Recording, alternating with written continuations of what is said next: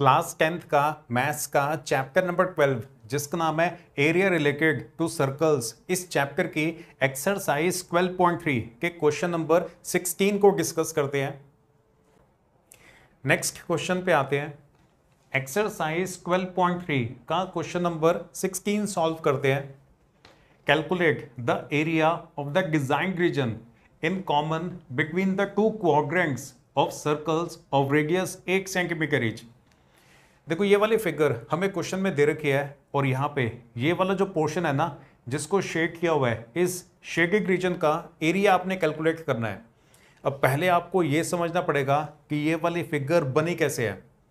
ये वाला जो पॉइंट ए है ना, पहले पॉइंट ए को सेंटर लेके और 1 सेंटीमीटर रेडियस ओपन करके ये वाला क्वाड्रेंट बनाया गया है ए डी, फिर ये पॉइंट पी से होते हुए इधर बी तक जाना है। ये वाला क्वाड्रेंट आपको नजर आ गया। पहले पॉइंट ए को सेंटर लेके 8 सेंटीमीटर का रेडियस ओपन करके ऐसे क्वाड्रेंट बनाया।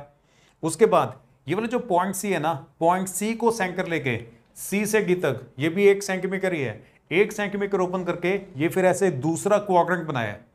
तो यहाँ पे ना 2 क्वाड्रेंट्स बनाए हैं और दोनों क्वाड्रेंट्स के बीच में ये वाला जो पोर्शन है ना जो एक दूसरे के ऊपर ओवरलैप कर रहा है, इस रीजन का हमने एरिया कैलकुलेट करना है। क्वेश्चन क्लियर हो गया? और ये फिगर कैसे बनी है वो आपको क्लियर हो गया। यहाँ पे 2 क्वाड्रेंट्स हैं। पहले पॉइंट ए को सेंटर माना और ए से लेकर डी तक 1 सेंटीमीटर का रेडियस ओपन किया और ऐसे ये वाला क्वाड्रेंट बना दिया। इतना पोर्शन बन गया पहले। उसके बाद पॉइंट सी को सेंटर लेके फिर 1 सेंटीमीटर ओपन करके फिर ऐसे आर्क लगा के ये दूसरा क्वाड्रेंट बनाए। तो 2 क्वाड्रेंट्स के बीच में ये वाला जो एरिया आ गया है, ये वाला एरिया हमने कैलकुलेट करना है। अब आते हैं इसके सॉल्यूशन के ऊपर, देखते हैं कि एरिया निकलेगा कैसे। यहाँ पे 2 तो क्वाड्रेंट्स हैं और ये ए बी सी डी ये स्क्वायर है क्योंकि इसकी चारों के चारों साइड्स आपस में एक दूसरे के बराबर हैं, सारे 1 सेंटीमीटर के इक्वल हैं। अब देखो पहले हम ना फर्स्ट क्वाड्रेंट के एरिया निकालेंगे, फिर सेकंड क्वाड्रेंट के एरिया निकालेंगे। दोनों क्वाड्रेंट्स के एरिया को ऐड करके उसमें से स्क्वायर के एरिया माइनस कर देंगे।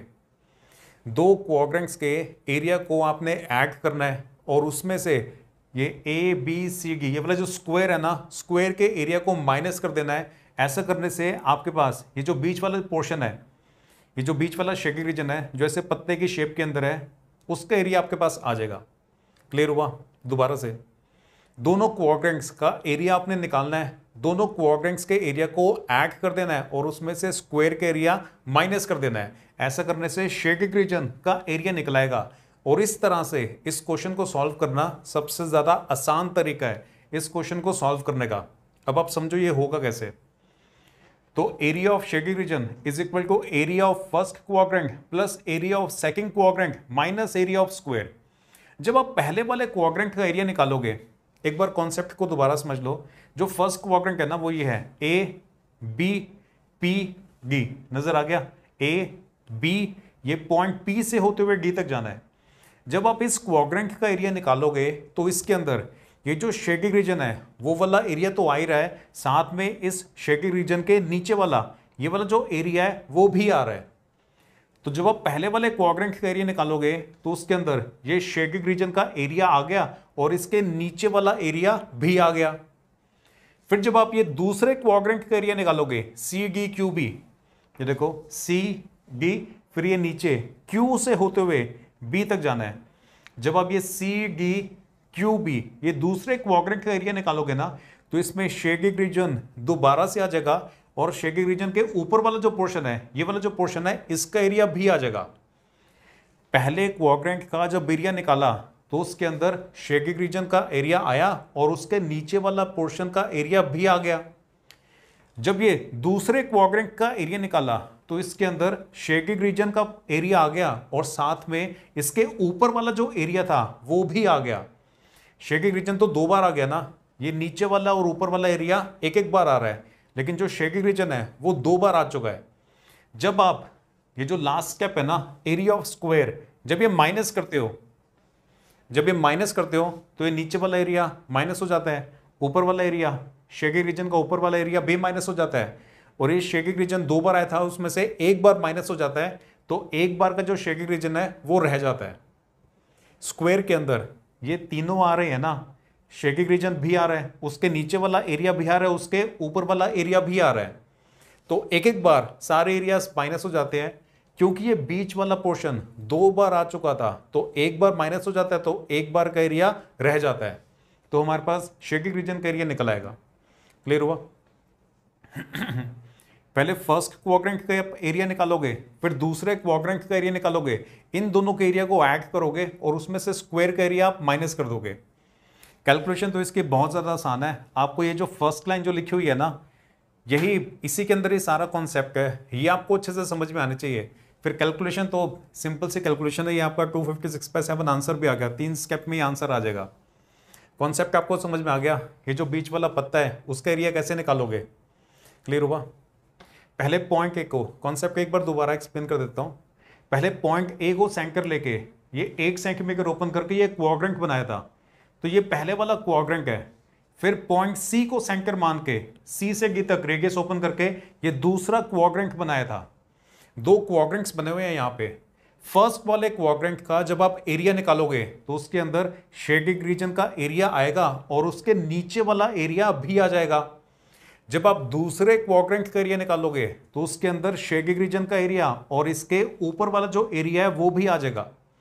तो शेडिंग रीजन का एरिया 2 बार आ गया ना, पहले फर्स्ट क्वाड्रेंट की वजह से आ गया, फिर दूसरे क्वाड्रेंट की वजह से भी आ गया। तो जब आप इन दोनों एरियाज को ऐड कर रहे हो तो उसके अंदर ये शेडिंग रीजन का एरिया 2 बार आ रहा है और ये नीचे वाले पोर्शन का और ऊपर वाले पोर्शन का एरिया एक एक बार आ रहा है। फिर जब आप स्क्वायर का एरिया माइनस करते हो तो ये नीचे वाला एरिया माइनस हो जाता है, ये वाला एरिया माइनस हो जाता है, और ये बीच वाला एरिया 2 बार आ गया था ना, उसमें से एक बार का माइनस हो जाता है, सिर्फ एक बार का रह जाता है। तो ये सारा कुछ करने के बाद हमारे पास शेडिंग रीजन का इस वाले पोर्शन का एरिया एक बार का रह जाएगा। क्लियर हुआ? अब फॉर्मूलास लिखते हैं। क्वाड्रेंट के एरिया का फॉर्मूला होता है 1/4 ऑफ पाई आर स्क्वायर। क्योंकि 2 है ना, इसलिए 2 से मल्टीप्लाई कर दिया। दोनों क्वाड्रेंट्स बराबर हैं क्योंकि रेडियस दोनों के सेम है, तो इसको दोबारा लिखने की जरूरत नहीं है, बस 2 से मल्टीप्लाई कर दो।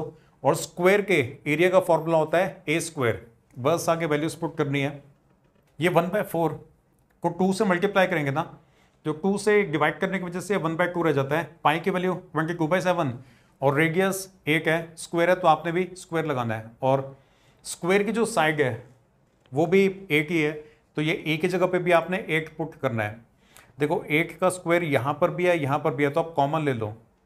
जब भी कुछ कॉमन आ रहा हो ना तो कॉमन ले लेना चाहिए, ऐसा करने से कैलकुलेशन हमेशा आसान हो जाती है। तो ये 8 स्क्वायर हमने कॉमन ले लिया, यहाँ पे 2 से डिवाइड कर दो, थोड़ा सिंप्लीफाई करके 11/7 रह जाता है, और ये 1 का स्क्वायर तो कॉमन ही आ गया था तो यहाँ पे 1 रह जाता है।